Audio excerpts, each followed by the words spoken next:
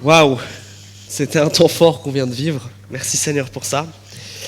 Alors, si vous êtes avec nous depuis quelques semaines, vous savez qu'on a démarré un petit chemin jusqu'à Pâques qui nous fait traverser la vie du prophète Élie et qui nous fait visiter le thème de l'obéissance.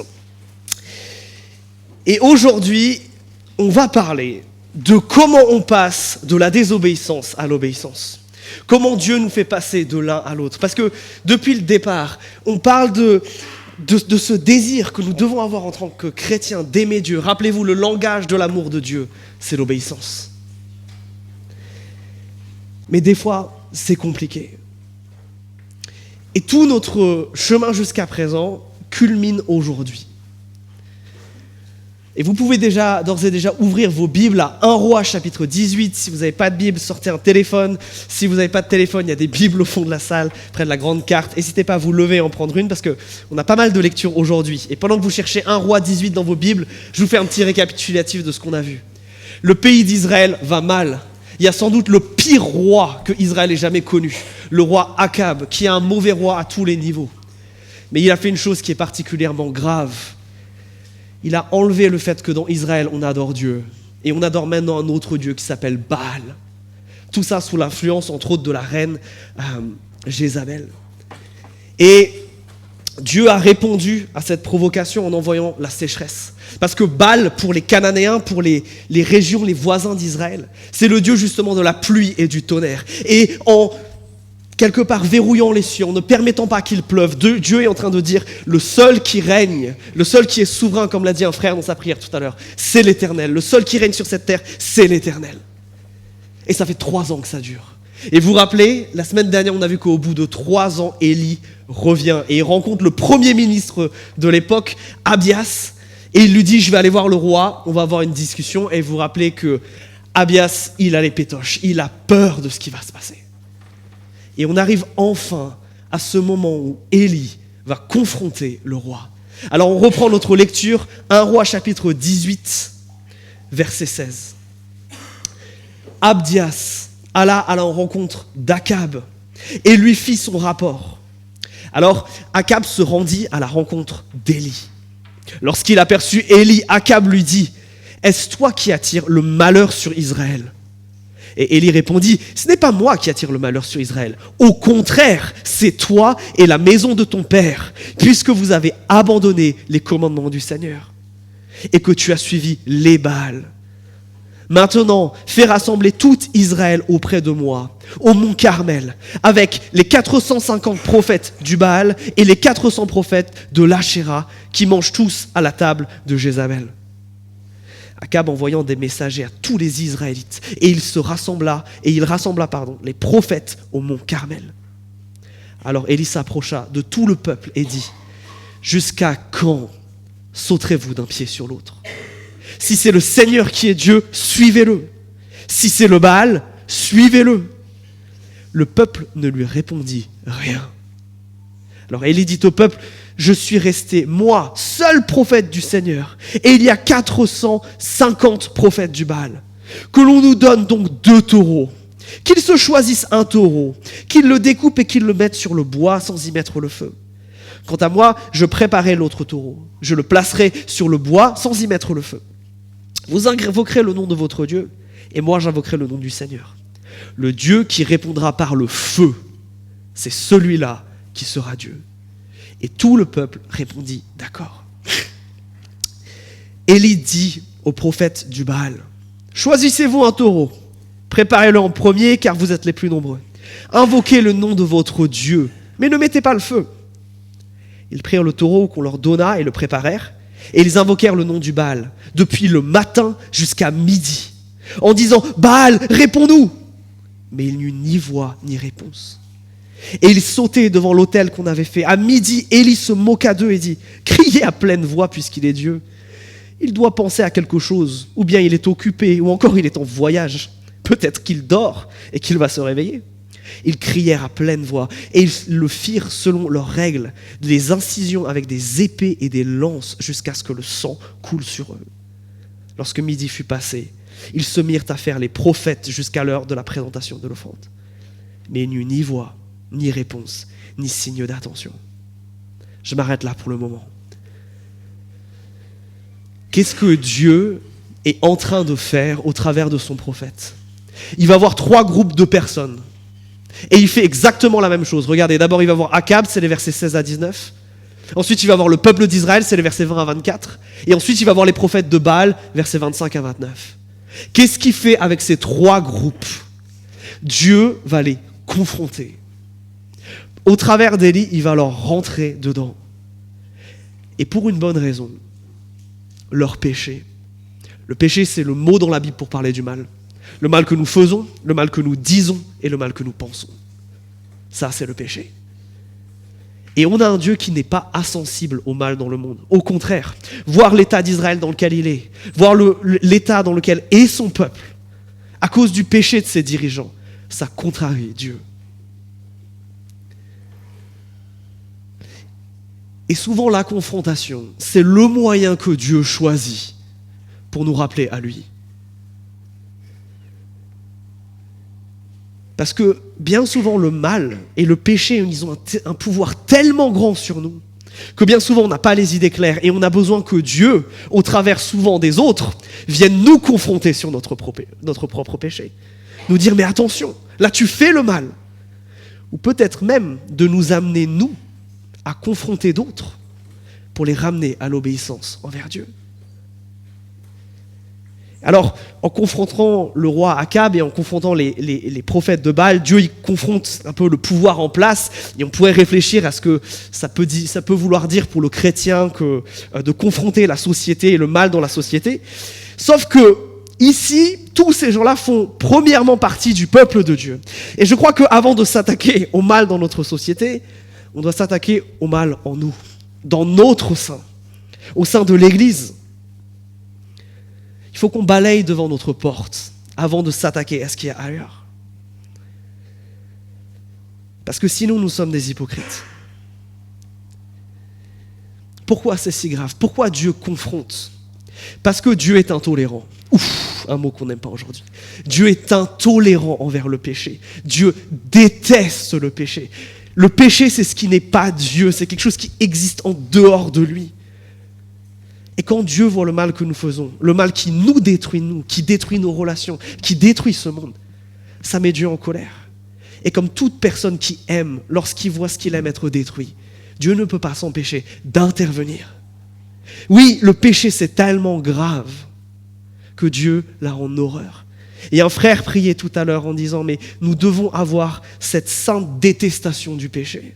Je crois que nous devons avoir une vraie haine du péché. Et on va faire la distinction après ce que ça veut dire entre le péché et le pécheur. Mais le mal est premièrement en nous. Nous devons cultiver une véritable haine contre lui. Parce que c'est ce qui fait mal au cœur de Dieu. Alors, on voit que Dieu ici confronte le mal, mais si vous regardez l'attitude d'Élie, c'est pas la même quand il parle au roi Akab, c'est pas exactement la même quand il parle au peuple, et c'est surtout très différent quand il parle aux prophètes. Regardez, il ne s'adresse pas à eux de la même manière. Le roi Akab, il lui rentre un peu dedans. Les prophètes, il va carrément jusqu'à se moquer d'eux. Le peuple, on n'a pas trop l'impression que c'est ça. Parce que Dieu choisit de confronter, mais confronter pour des objectifs différents. C'est la même méthodologie, mais ce n'est pas le même but. Je vais vous parler d'abord de ce que Dieu fait avec les prophètes de Baal. Dieu ici, il confronte pour juger.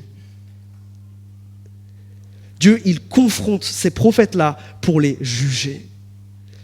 Et regardez comment Élie se comporte avec eux. Il se moque d'eux carrément, il se moque de leur Dieu sans aucune forme de remords. Et je crois que justement ces paroles-là, elles portent le jugement de Dieu. Et ça nous amène nous aussi à avoir cette forme de confrontation par rapport au mal. On ne peut pas rester insensible. Nous aussi, nous devons quelque part confronter le mal. Et nous devons tenir ferme dans nos convictions. Et affirmer avec force comme Élie, qu'il n'y a qu'un seul vrai Dieu et que tous les autres sont des faux. Que le seul vrai Dieu, c'est Yahweh. Que le Dieu de l'islam, que les dieux de l'hindouisme, que les ancêtres vénérés ne sont tout au mieux que des démons. Qu'il n'y a qu'un seul vrai Dieu et nous ne pouvons pas renier cela. Mais pourquoi Dieu, il est aussi dur avec eux ? Parce que si vous êtes là depuis un moment, on parle souvent dans cette église de combien Dieu nous aime, combien malgré le fait qu'on est pécheurs et qu'on est mauvais, Dieu veut aller nous sauver. Qu'est-ce qui justifie que, en particulier là, dans ces versets 25-29, Dieu semble s'énerver, avoir une patience moins grande, entre guillemets, envers ces prophètes-là? Est-ce que c'est parce que Dieu fait des préférences? Non. Dieu est aussi dur avec eux parce qu'ils éloignent les autres de Dieu. Parce qu'ils ont une responsabilité plus grande que simplement eux faire le mal. Ils poussent les autres à faire le mal. Et ça, dans la Bible, c'est grave. C'est pour ça, par exemple, que l'épître Jacques au chapitre 3 nous dit que ceux qui soient enseignants ne soient pas nombreux, parce qu'ils vont être jugés plus sévèrement. C'est pour ça que dans tout le Nouveau Testament, on nous parle plusieurs fois de quelque chose qui s'appelle les faux enseignants. Ceux qui vont enseigner des choses, qui vont avoir ce rôle de leader spirituel, mais qui vont décaler les gens, qui ne vont pas les amener vers Dieu, mais qui vont les amener autre part. Et c'est à cause de ça que Dieu confronte avec tant de violence, on pourrait presque dire ici. Parce que Dieu aime tellement ce monde, aime tellement cette terre, que quand il voit quelqu'un intentionnellement éloigner quelqu'un d'autre de lui, son cœur de papa ne peut pas se retenir. Dieu confronte pour juger. Et ça, mes amis, ça a une implication. Ça veut dire qu'il y a des voix dans ce monde que Dieu va juger parce ce sont des fausses voix, ce sont des faux prophètes, ce sont des faux pasteurs, ce sont des faux enseignants. Est-ce que nous exerçons ce discernement vis-à-vis de qui nous écoutons? Est-ce que quand je vois Dieu qui traite avec autant de sévérité ceux qui enseignent et qui enseignent mal, ça m'amène à reconsidérer qui j'écoute? Parce que face à ça, l'apôtre Paul, regardez ce qu'il nous dit. Dans le Nouveau Testament, on nous parle plein de fois de quoi faire dans ces cas-là. Regardez ce que Paul dit en Éphésiens 5. Que personne ne vous trompe par des discours vides, car c'est pour ça que la colère de Dieu vient sur les rebelles.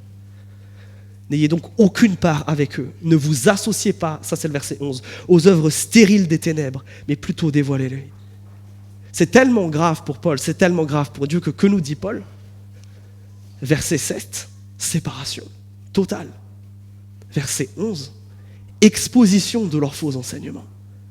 Si Dieu a une sainte horreur, si Dieu juge avec tellement de sévérité, confronte avec tellement de force ceux qui n'enseignent pas la vérité, ça doit nous amener à faire un pas en arrière, à réfléchir sur quelles sont les voix que nous écoutons. Et j'ai déjà eu certaines discussions avec plusieurs d'entre vous à ce sujet, au sujet de certains pasteurs, certains enseignements que parfois on va suivre sur Internet, parce que je sais qu'il y en a parmi vous qui ont faim et que du coup une seule prédication le dimanche ça suffit pas, il en faut d'autres durant la semaine, et régulièrement vous m'envoyez un petit message en me disant tu penses quoi de lui, tu penses quoi de cette personne, tu penses quoi de ce qui est dit là. Et certains me disent, alors qu'on a fait le bilan, mais Quentin, en vrai, lui, il est pas si mal. Bon, d'accord, il dit des trucs pas tout à fait justes. C'est un peu faux, mais il y a quand même un peu de bien. Est-ce que je peux pas faire un peu de discernement et de garder ce qui est bon et de quelque part jeter le reste? C'est pas ce que Paul nous dit de faire là. Paul nous encourage à une séparation extrêmement stricte, extrêmement forte avec un faux enseignant, avec un enseignement qui est erroné. Mais là, je ne nous aide pas en disant ça. Parce que comment on qualifie un faux enseignant? Comment on fait la qualification? Est-ce que c'est dès qu'on se trompe? Sinon, on est mal barré. Priscilla, cette semaine, est venue me voir en me disant « Quentin, dans ton message, il y a 2 semaines, il y a quelque chose, ça manque de précision parce que dit comme ça, c'est pas juste. » Et Priscilla m'a, à juste titre, confronté sur ça. Elle m'a dit, il faut que tu fasses attention à ce que tu as dit là. Tu as eu raison, Priscilla. Est-ce que donc, si je suis ça, ça veut dire que vous devez tous quitter cette salle maintenant et plus écouter un mot de ce que je suis en train de dire? C'est une vraie question. Mes amis, le problème, et c'est ce qui qualifie un faux enseignant, et c'est là où on doit se méfier, c'est quand il y a 2 choses qui sont sacrées, qui sont touchées. Un faux enseignant, il a soit un faux Jésus, soit un faux évangile. Si quelqu'un que vous écoutez dénature la personne de Christ, en disant que Christ n'est pas vraiment mort, que Christ n'est pas vraiment Dieu, que Christ n'était pas vraiment homme, séparation. Mais ce n'est pas seulement un faux Christ, c'est un faux évangile. Vous vous rappelez la définition de l'évangile, 1 Corinthiens 15, versets 3 et 4. Christ, mort pour nos péchés, selon les Écritures, et ressuscité le 3e jour, selon les Écritures. Ça, c'est l'évangile. Ça, c'est ce qui doit être au centre de ce que nous disons et de notre foi. Le problème, c'est, et c'est bien souvent ce qui fait leur force aux faux enseignants, c'est qu'ils n'ont pas forcément un faux Jésus, mais ils ont un faux évangile. Ils vont attacher à ça d'autres choses qui vont être centrales alors qu'elles ne devraient pas l'être. Un faux évangile, c'est un évangile qui n'a pas cette confession de Christ mort pour nos péchés au centre.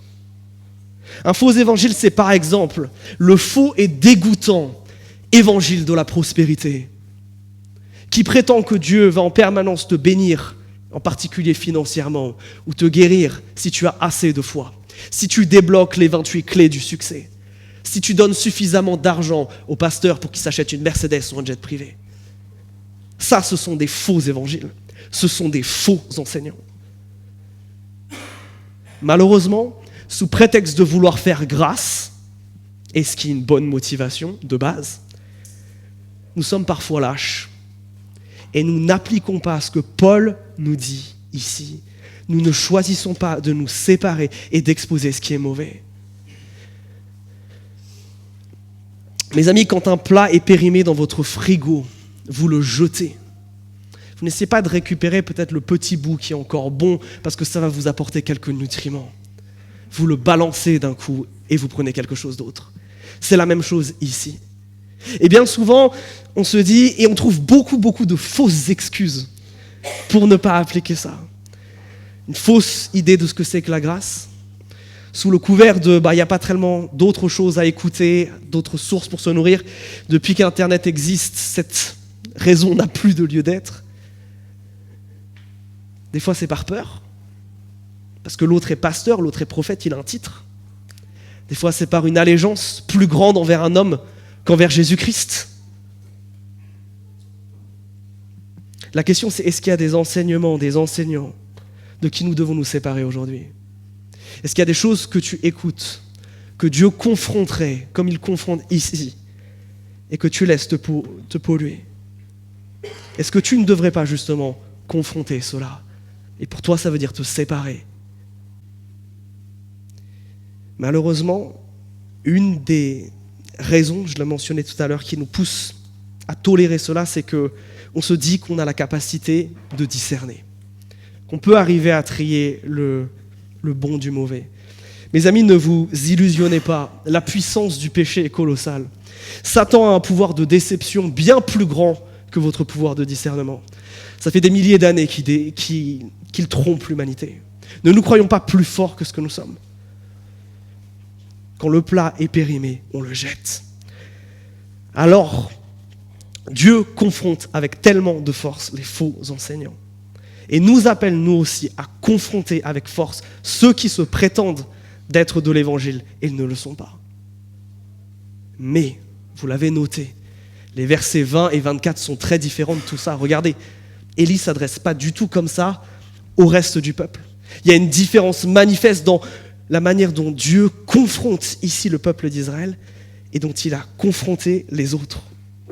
Regardez le verset 24. Élie leur dit « Jusqu'à quand sauterez-vous d'un pied sur l'autre ? Si c'est le Seigneur qui est Dieu, suivez-le. Si c'est Baal, suivez-le. » Et regardez, les gens ne répondent rien à ça. Élie propose ici de les mettre face à un test, face à une expérience qui a pour but qu'ils arrêtent d'être dans un entre-deux, d'avoir le postérieur coincé entre deux chaises, qu'ils arrêtent de tergiverser, d'être indécis, de ne pas savoir sur quel pied danser. Et ce qui est intéressant, c'est que dans ce verset 24, Élie connecte quelque chose qu'il faut qu'on connecte aujourd'hui. Il connecte leur désobéissance à Dieu à un problème d'allégeance.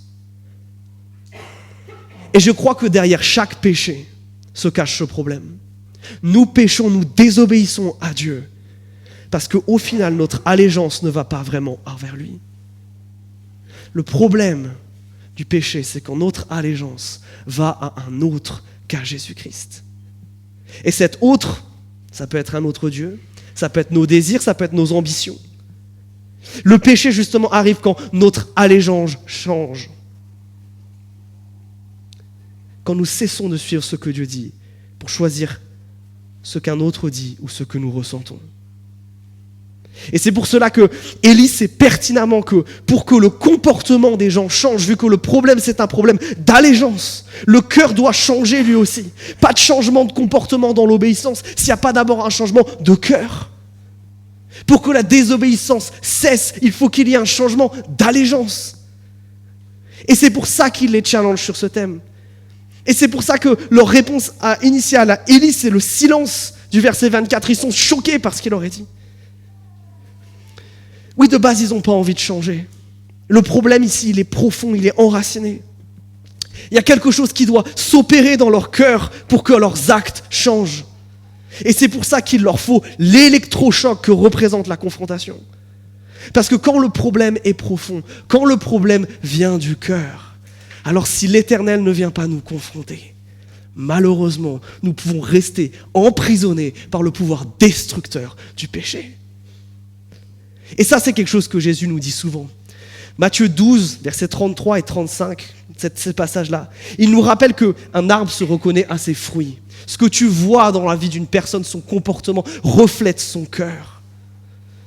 C'est là où il y a ce fameux verset, c'est de l'abondance du cœur que la bouche parle. Oui, notre comportement reflète l'état de notre cœur. Et par conséquent, si c'est un changement de cœur dont nous avons besoin, mes amis, nous avons besoin d'être responsables.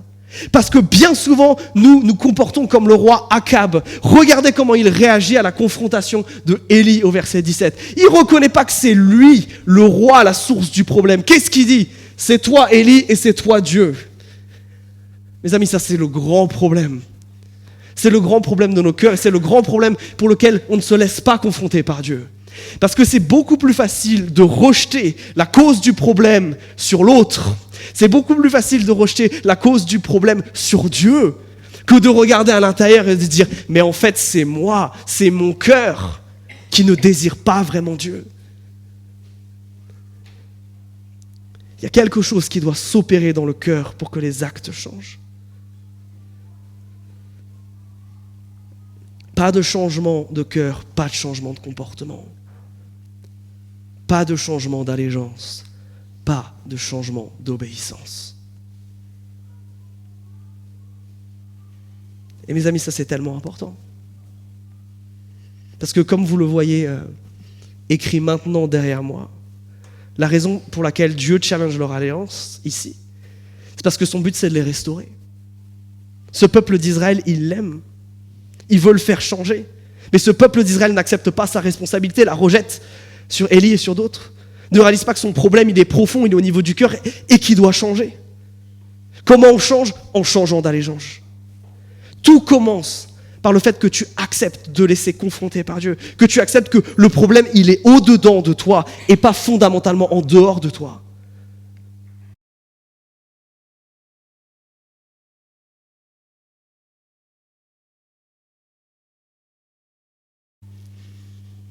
Le but de Dieu quand il nous confronte,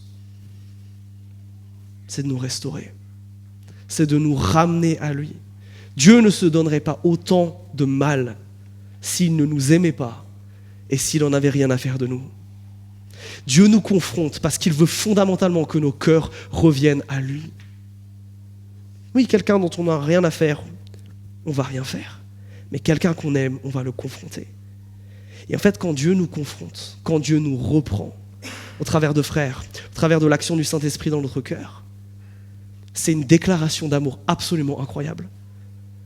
C'est Dieu qui dit « Je t'aime tellement que je refuse que tu continues à te perdre, à te détruire et à détruire ceux autour de toi à cause du péché. » Dieu qui vient devant nous et qui nous dit « Tu es pécheur. » Dieu qui nous fait examiner ce que dit l'Écriture et qu'on se rend compte que nous sommes pécheurs. C'est Dieu en somme qui nous dit « Oui, ça c'est vrai, mais il y a ma grâce maintenant qui veut venir. Je te dis ça pour que tu réalises le mal, pour que ensuite je puisse te transformer. Je te dis ça pour que tu changes d'allégeance et ensuite que moi, mon esprit, te transforme en une créature nouvelle. » Oui, quand Dieu nous confronte, c'est pour nous restaurer. C'est parce qu'il nous aime. Et j'ai une mauvaise nouvelle pour vous les chrétiens. Attendez-vous à ce que Dieu vous aime tellement qu'il fasse ça. Attendez-vous à ce que Dieu vous aime tellement qu'il ne va pas vous laisser dormir la nuit, qu'il va envoyer à vos frères et sœurs des révélations pour confronter votre péché. Attendez-vous à ce que parfois Dieu vous laisse subir, comme Israël ici, les conséquences de leur péché, pour que enfin vous reveniez à lui. Le but de Dieu, c'est pas de nous humilier, c'est pas de nous laisser dans la souffrance. Le but de Dieu, c'est de nous restaurer. Dieu confronte nos péchés pour ça. Et quand on le compare avec ce qu'on vient de dire juste avant, quand on le compare avec ce qui se passe pour les prophètes de Baal ici, mais quelle grâce qui nous est offerte. Oui, Dieu nous aime profondément. Et quelqu'un qu'on aime, on ne le laisse pas se détruire sans rien faire. C'est pour ça que Dieu fait ça. Le problème, c'est que nous ne sommes pas Dieu et que bien souvent nous n'aimons pas vraiment. Et c'est parce que nous n'aimons pas vraiment que nous ne confrontons pas vraiment. Et généralement, nous tombons tous dans une de ces deux extrémités. Soit nous détestons le conflit et nous avons plus peur de causer du dégât en confrontant notre frère ou notre sœur par rapport à son péché. Alors nous nous taisons. À cela, l'Écriture nous dit ceci. Les blessures d'un ami sont dignes de confiance. Les baisers d'un ennemi sont trompeurs. Si tu aimes, tu vas dire la vérité. Et si tu dis la vérité, tu confrontes et ça fait forcément mal. Oui, quand nous ne confrontons pas, quand nous ne reprenons pas ceux que Dieu aime et que nous aimons, nous manquons d'amour. Waouh! Mais il y a aussi l'effet inverse. Moi, je me reconnais plutôt dans celui-là. Proverbe 17,14, ceux qui aiment la querelle, ils aiment le péché. Aimer la querelle, c'est aimer le péché. D'autres sont tellement amoureux de la vérité, tellement amoureux de la justice, qu'on va se servir de la confrontation pour casser et pas pour restaurer. Et ça aussi, ça témoigne d'un manque d'amour profond. Alors, par rapport au péché que tu vois en toi, au péché que tu vois autour de toi, est-ce que tu adoptes cette confrontation restaurative? Cette confrontation qui dit, je ne vais pas te laisser dans le péché une seule seconde, je vais te ramener à Dieu. Ou est-ce que tu as peur? Oui, Dieu confronte pour juger, Dieu confronte pour restaurer. Et maintenant, je vais vous montrer la fin de l'histoire. Comment on confronte finalement? Et comment on réagit à cette confrontation? Je reprends ma lecture au verset 30. Élie dit alors à tout le peuple, « Approchez-vous de moi. » Et tout le peuple s'approcha de lui. Alors Élie se mit à restaurer l'autel du Seigneur qui avait été rasé. Élie prit 12 pierres, d'après le nombre des tribus des fils de Jacob, à qui la parole du Seigneur était parvenue en ces termes. Ton nom sera Israël. Il bâtit avec ses pierres un autel au nom du Seigneur. Il fit autour de l'autel un fossé de la capacité de 2 CA de semences. Il disposa le bois, découpa le taureau et le mit sur le bois. Puis il dit, remplissez 4 cruches d'eau et versez-les sur l'holocauste et sur le bois. Il dit, faites-le une 2e fois. Ils le firent une 2e fois. Il dit, faites-le une 3e fois. Et ils le firent une 3e fois. L'eau coula autour de l'autel. On remplit aussi d'eau le fossé. Au moment de la présentation de l'offrande, Élie le prophète s'avança et dit, « Seigneur Dieu d'Abraham, d'Isaac et d'Israël, que l'on sache aujourd'hui que c'est toi qui es Dieu en Israël, que je suis ton serviteur et que c'est par ta bouche que je fais tout cela. Réponds-moi, Seigneur, réponds-moi, afin que ce peuple sache que c'est toi qui es Seigneur, qui es Dieu et que c'est toi qui ramènes les cœurs. » Alors le feu du Seigneur tomba. Il dévora l'holocauste, le bois, les pierres et la terre, et il assécha l'eau qui était dans le fossé. Quand tout le peuple vit cela, ils tombèrent face contre terre et dirent, « C'est le Seigneur qui est Dieu. C'est le Seigneur qui est Dieu. » Et Élie leur dit, « Saisissez les prophètes de Baal, qu'aucun Dieu n'échappe. » Ils les saisirent, Élie les fit descendre à l'ouest de Kishon, où il les égorgea. Waouh! Incroyable ce qui est en train de se passer ici. Mais ce que Élie dit ici, et ce qu'il nous a montré avant, nous explique comment confronter. Et ça, ce n'est qu'un aperçu de ce qu'on va vivre cette semaine en groupe de maison. Parce qu'on veut comprendre comment faire ça de manière biblique, de manière restaurative, de manière belle et de manière bonne. Donc je vous encourage cette semaine à venir en groupe de maison. Premièrement, quel est le but d'Élie ? C'est de viser la restauration. Regardez ce qu'il dit au verset 36 et 37. Il dit, oui, que l'on sache aujourd'hui que c'est toi, Dieu. Son but, c'est que Dieu soit connu, qu'eux retrouvent cette relation avec Dieu. Fin du verset 37. Que c'est toi qui es Dieu et que c'est toi qui ramènes leur cœur. La préoccupation d'Élie, ce qui bout dans son cœur, c'est que les autres soient restaurés dans leur relation avec Dieu. Voilà comment on confronte. On confronte avec ça comme objectif. Avec ce même feu dans le ventre, cette même chose qui nous prend aux tripes et qui nous dit Dieu aime tellement cette personne que je ne peux pas la laisser là où elle est. Je ne peux pas la laisser s'enfoncer dans son péché et dans sa misère sans rien faire. Deuxièmement, qu'est-ce que fait Élie ? Il cultive une dépendance à Dieu dans toute cette histoire qui est absolument incroyable. Regardez comme il se met des bâtons dans les roues. C'est un combat inégal et Élie va se mettre des bâtons dans les roues. Regardez, 450 contre 1, c'est au verset 22. C'est eux qui choisissent leur taureau, ils prennent le meilleur. C'est eux qui passent en premier, ils ont la priorité. Verset 26, ils invoquent Baal pendant une demi-journée. Et ils y vont, rituel après rituel. Rituel même de sang, ils vont même jusqu'à aller prophétiser. Et il ne se passe rien. Mais ils font tout ça. Élie, lui, non. Et lui, déjà, au verset 30, il amène tout le monde pour bien que les gens voient comment il fait ses préparations. Il restaure un vieil autel qui avait été bâti par Saül à l'époque. Il ne triche pas, ça se voit. Et ensuite, qu'est-ce qu'il fait là, cette histoire de cruche ? Il remplit d'eau l'autel. C'est-à-dire qu'il va mouiller le taureau qui va être brûlé, il va mouiller le bois qui va être brûlé, il va le faire ça 4 fois à tel point que tout est imbibé d'eau, au point qu'il y a une tranchée autour qui elle-même est remplie d'eau. On ne peut pas tricher. C'est fou quand on y réfléchit. Mais ça veut bien prouver une chose, c'est qu'il n'y aura pas d'autre explication que quand la foudre va s'abattre, ça viendra de Dieu. Et ce qui est incroyable, comme je vous l'ai dit tout à l'heure, c'est que Dieu fait ça aussi parce que Baal est pensé comme étant le dieu du tonnerre. Et le Baal, dieu du tonnerre, est muselé par Dieu et ne peut rien faire. Par contre, l'Éternel des armées lui fait descendre le feu qui consume ça. Élie, dans tout ça, il a cherché juste à faire ce que Dieu a voulu qu'il fasse. Pas chercher à faire des pieds et des mains. Il a cultivé une forme de dépendance volontaire parce qu'il sait que lui ne peut rien et que Dieu peut tout. Élie ne va pas prier pendant des heures et des heures. Il va faire cette simple prière de foi au verset 36 et 37. Cette simple prière de foi, en se rendant bien compte qu'il ne peut pas forcer Dieu à faire quoi que ce soit, que ce ne sera pas en faisant des rituels, en faisant des prières longues, en faisant je ne sais quoi, qu'il va amener Dieu, le pousser à faire quelque chose. Non, son seul moteur c'est sa foi et sa dépendance à Dieu. Et c'est de dire, Dieu, toi tu peux tout et je m'en remets à toi. C'est pour ça qu'il dit, c'est toi qui es Dieu en Israël, que je suis ton serviteur et que c'est par ta parole que je fais tout cela. En disant ça, il dit, si tu fais rien, non seulement je me tape une honte monumentale, mais il risque de mourir surtout. Il se place volontairement dans un contexte dans lequel il dépend de Dieu. Mais nous, bien souvent, lorsque nous confrontons, non seulement on n'a pas forcément une vision restaurative des choses, mais des fois on veut y aller un petit peu trop rentre dedans, un petit peu trop au charbon, un peu trop motivé par notre colère. Et peut-être pas en priant et en demandant à Dieu de briser notre cœur pour cette personne qui est brisée dans son péché. Peut-être pas en demandant à Dieu de nous dire les paroles qu'il veut qu'on dise.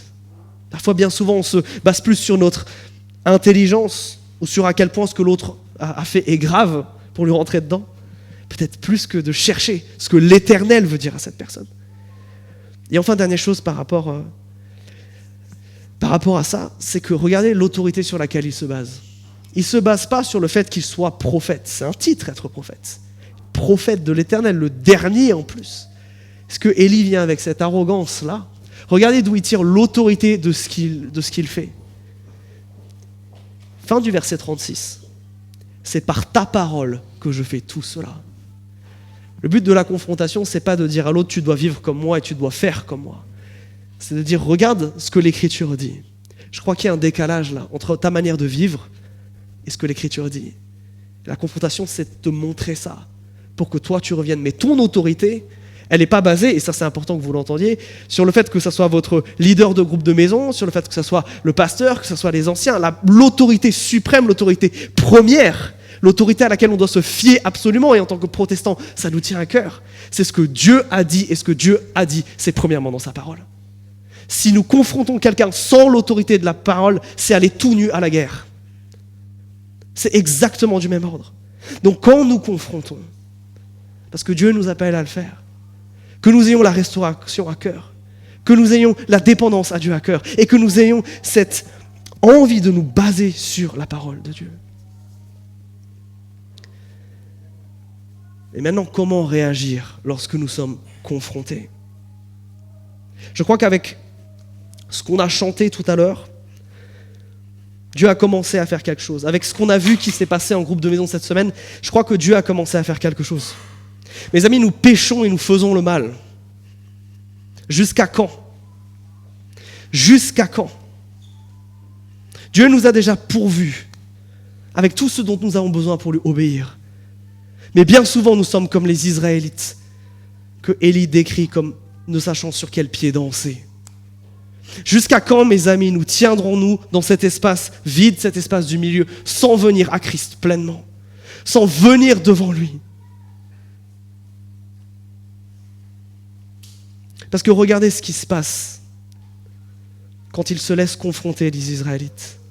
Verset 39, ils tombent face contre terre. Vous vous rendez compte ? Ils se prosternent face contre terre. Ça, c'est un signe de repentance. Il commence par ça, en disant le mal dans ma vie, il est tellement grave que je ne mérite pas de me tenir devant Dieu. Je ne mérite pas de voir Dieu. J'ai la face contre terre. Regardez ce qu'ils disent ensuite 2 fois. C'est le Seigneur qui est Dieu. Comment on réagit à la confrontation ? En se repentant, mais surtout en renonçant à autre chose. Là, ils renoncent à Baal. Là, ils disent non, le vrai Dieu, c'est pas Baal. Le vrai Dieu qu'on veut servir, c'est pas Baal. C'est l'Éternel. Est-ce que la renonciation, c'est quelque chose que tu fais ? Est-ce que par rapport à ton péché, tu vas juste demander pardon à Dieu et tu vas faire quelque chose, tu vas continuer ensuite ? Ou est-ce que tu renonces ? Est-ce que tu veux vivre ce changement d'allégeance ? Le renoncement, c'est ça. C'est dire à son péché, non seulement je veux que Dieu me pardonne par rapport à ça, mais Seigneur, maintenant je veux vivre pour toi. Être chrétien, c'est pas seulement avoir conscience qu'on est mauvais et on reconnaît qu'on est mauvais et ça s'arrête là. C'est rentrer dans cette sainte lutte contre le péché, de revenir sous l'allégeance de Jésus-Christ, de renoncer au mal. 3e chose qu'ils font, c'est d'une radicalité absolument terrible. Verset 40, ils se débarrassent de ce qui les amène à désobéir. Ils se débarrassent de ce qui les amène à pécher. En l'occurrence ici, les prophètes de Baal. Alors, Dieu ne nous invite pas au travers de ça à tuer toutes les personnes qui nous énervent. Mais Dieu nous appelle à être extrêmement radical par rapport à notre péché. Toi qui as un péché en tête depuis tout à l'heure, que Dieu confronte depuis le début de cette prédication avec quelque chose, tu te repens, mais est-ce que tu as renoncé ? Tu as renoncé, mais est-ce que tu as été radical ? Parce que c'est ça la preuve que nous haïssons notre péché. C'est que nous sommes prêts à nous en débarrasser, à l'affamer, à lui donner le moins de place possible. Est-ce que tu cultives cette radicalité-là ? Est-ce que tu cherches à te débarrasser de ce qui t'amène à pécher ? Parce que si ce n'est pas le cas, je suis au regret de te dire, c'est que ton renoncement, il n'est peut-être pas réel. Et si ton renoncement, il n'est pas réel, c'est peut-être que ta repentance, elle n'est pas réelle. Mes amis, on a eu un moment tellement fort cette semaine de confession des péchés les uns avec les autres. Je ne sais pas comment vous avez trouvé ce moment-là, mais moi je l'ai trouvé particulièrement fort. Est-ce que par rapport à nos péchés et ce qu'on évoque depuis le début de cette série, on est simplement dans la repentance ? Est-ce que vraiment on a renoncé ? Est-ce que ce péché avec lequel tu luttes peut-être depuis des années et qui revient, est-ce que tu y as vraiment renoncé ? Est-ce que tu as vraiment agi avec radicalité ? Est-ce que tu t'es rendu redevable d'autres ? Est-ce que tu l'as affamé ce péché pour le mettre à mort ? Mes amis, ce que je crois que Dieu nous dit au travers de ce texte, c'est pas non seulement de nous d'être des Élie et de savoir quand reprendre et de savoir quand confronter, ça bien sûr aussi, mais je crois qu'il nous dit premièrement, laissez-vous confronter par moi. Laissez-vous confronter sur ce péché-là. Peut-être qu'il y a quelque chose, là, ça fait des semaines que ça te trotte dans la tête. Peut-être qu'avec la nouvelle année, il y a ce péché qui est revenu. Quand est-ce que tu y renonces ? Quand est-ce que tu commences à être radical par rapport à ça ? Quand est-ce que tu commences à aimer Dieu avec ton obéissance ? Mes amis, la bonne nouvelle pour nous, c'est que si Dieu nous confronte, et si, quand je te parle là, il y a quelque chose qui se passe, la bonne nouvelle, c'est que Dieu fait ça pour te restaurer. Le but de Dieu n'est pas de t'humilier, mais de t'amener à la croix pour que tu changes. Et je veux nous donner maintenant l'opportunité de répondre à ce que Dieu fait ici. Je veux nous donner l'opportunité de officiellement déclarer la guerre à notre péché. Je veux nous donner l'opportunité de renoncer à peut-être ce que nous avons confessé cette semaine en groupe de maison. Je veux qu'on se saisisse de ça. On a parlé de la crainte de l'Éternel la semaine dernière. Combien notre Dieu est saint et glorieux. Combien il ne tolère pas le péché. Combien l'attitude devant un Dieu comme ça, c'est d'être à genoux. Mes amis, je ne veux pas qu'un seul d'entre nous quitte cette pièce si Dieu lui a mis quelque chose à cœur et qu'il ne se repente pas. Mes amis, nous devons aimer Dieu de tout notre cœur. Et j'ai bien conscience que c'est dur et que nous avons besoin d'aide. Mais ça, c'est le problème de Dieu, de nous donner la puissance d'y arriver. Notre part, c'est de venir, de renoncer, de changer d'allégeance. Et je vous propose que maintenant on le vive et que maintenant on le fasse. De la même manière que le peuple d'Israël, quand il a été confronté avec son péché, quand il a été face à sa misère, n'a pas pu faire autre chose que de venir devant Dieu, on veut faire exactement la même chose. Je veux vous inviter à ce que ce jour soit un jour particulier dans votre lutte contre le péché.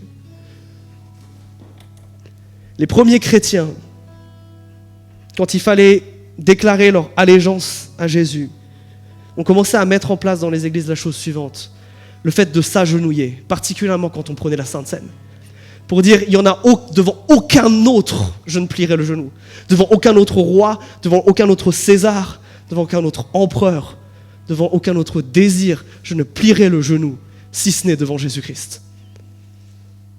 Et c'est ce qu'on veut faire maintenant. Pendant ce chant, si Dieu t'a parlé, si Dieu t'appelle à te repentir, si Dieu t'appelle à renoncer à un péché, si Dieu t'appelle à la maison, il t'appelle à revenir à lui. Alors je veux que tu fasses la même chose que les Israélites, que tu viennes dans cet espace qui est devant et que tu te mettes à genoux, que tu sois radical. Et la radicalité, ça commence par le fait que, oui, j'accepte que j'ai péché, et d'ailleurs tout le monde va le voir parce que je vais venir devant. Ça fait peur, dit comme ça. Et ça nous pose une question qu'on s'est posée il y a quelques semaines. Avons-nous plus la crainte de Dieu ou la peur des hommes ? Mes amis, notre péché nous détruit, notre péché nous casse, notre péché a besoin d'être éradiqué. Pendant ce chant, si l'Éternel vous a parlé, venez devant. Venez vous mettre à genoux. Venez dire à Jésus, pardon, je me repens. Venez dire à Jésus, je renonce à ce péché. Je ne sais pas comment je vais y arriver. C'est tellement dur, mais je veux y renoncer. Venez vous mettre à genoux